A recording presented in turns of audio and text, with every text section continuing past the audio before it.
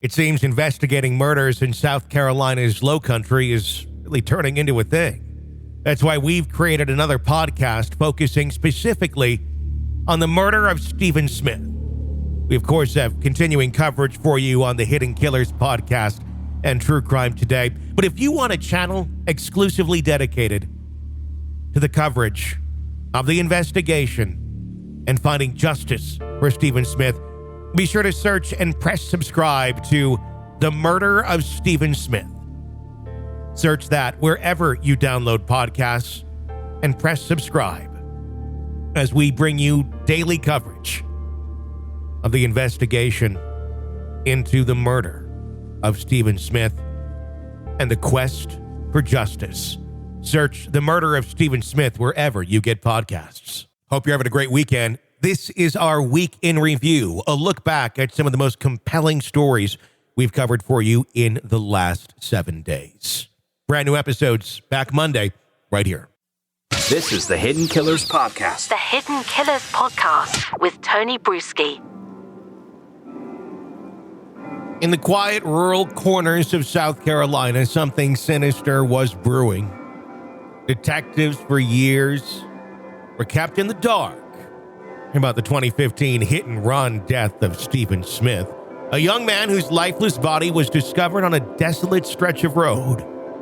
It wasn't until the tragic murders of Margaret and Paul Murdaugh in 2021 that the South Carolina Law Enforcement Division, SLED, was finally called upon to investigate the mysterious demise of Stephen, a former classmate of Buster Murdaugh.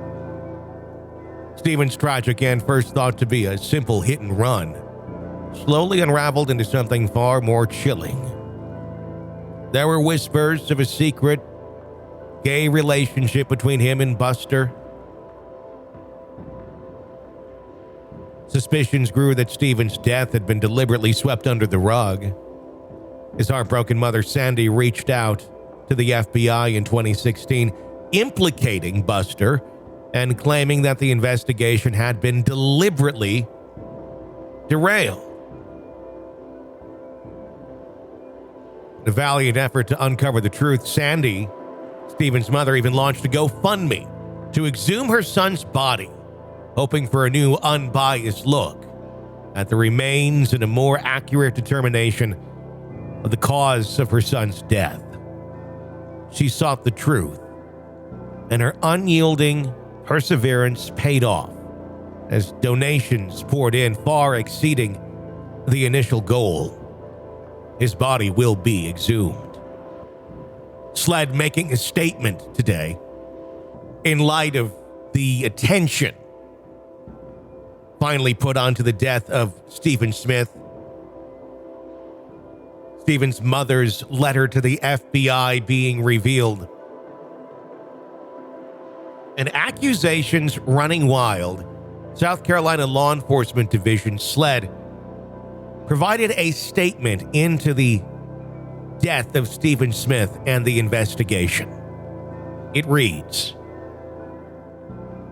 "In the interest of accuracy, understanding, and the continued mission of seeking justice for victims of crimes, the South Carolina Law Enforcement Division is providing the following information. On July 8, 2015, the Hampton County Sheriff's Office requested SLED's crime scene unit to process a death scene involving a body that was found on Sandy Run Road in Hampton County. SLED crime scene agents were dispatched from SLED's headquarters and responded to the scene. On arrival, SLED crime scene agents processed the crime scene. The primary mission of SLED is to provide quality manpower and technical assistance to law enforcement agencies and to conduct investigations. SLED's crime scene unit routinely responds to requests for assistance from local law enforcement and fellow state agencies to process crime scenes across South Carolina.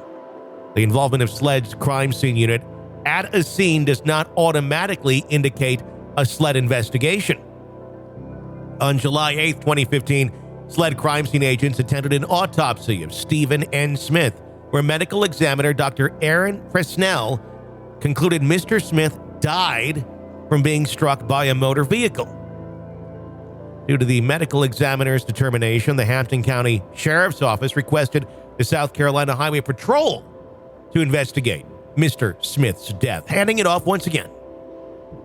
SLED was not requested by the Hampton County Sheriff's Office or the South Carolina Highway Patrol to investigate Mr. Smith's death in 2015.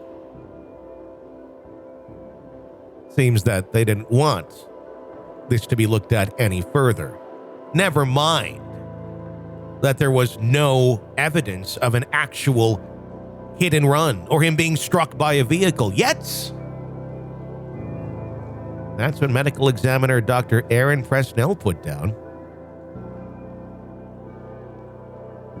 Continuing on June 23rd, 2021, SLED opened an investigation into the death of Stephen Smith after SLED agents received information about his death and subsequently reviewed the SCHP investigative file. From SCHP cases notes, it was apparent that the SCHP did not believe Mr. Smith's death was a hit and run by a motor vehicle. SLED's investigation into the death of Mr. Smith was never closed. It remains a homicide investigation. Progress has been made, and SLED's investigation is active and ongoing. Since the beginning of SLED's investigation, the goal has been to find out how Mr. Smith died and to find the person or persons responsible for his death. To that end, SLED Chief Mark Keel has assigned additional SLED Low Country regional agents to work this case in the hopes that those who may know what happened to Mr. Smith are more willing to speak freely than they may have been in 2015 or 2021. If you have information regarding the death of Stephen Smith, you can call SLED. 803-737-9000 is that phone number. Ask for investigative services. Tips can also be submitted to tips@sled.sc.gov. The winding, twisted road to the truth continues to stretch on. As dark secrets continue to be brought to light, and the memory of a young man who had met an untimely end continues to haunt the heart of South Carolina.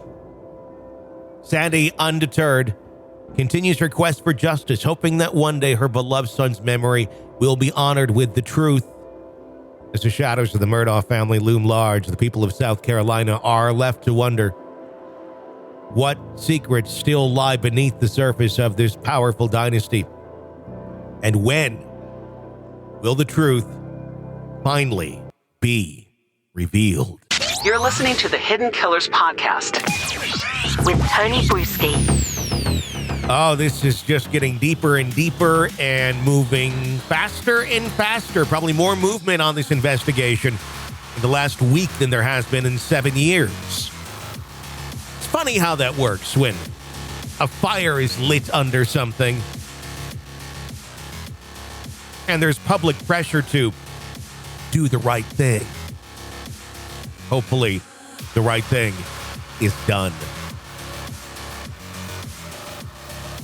Be sure to press subscribe wherever you download podcasts. You don't miss any of our breaking updates and discussions on this case and more. My name's Tony Bruschi. Stay with us.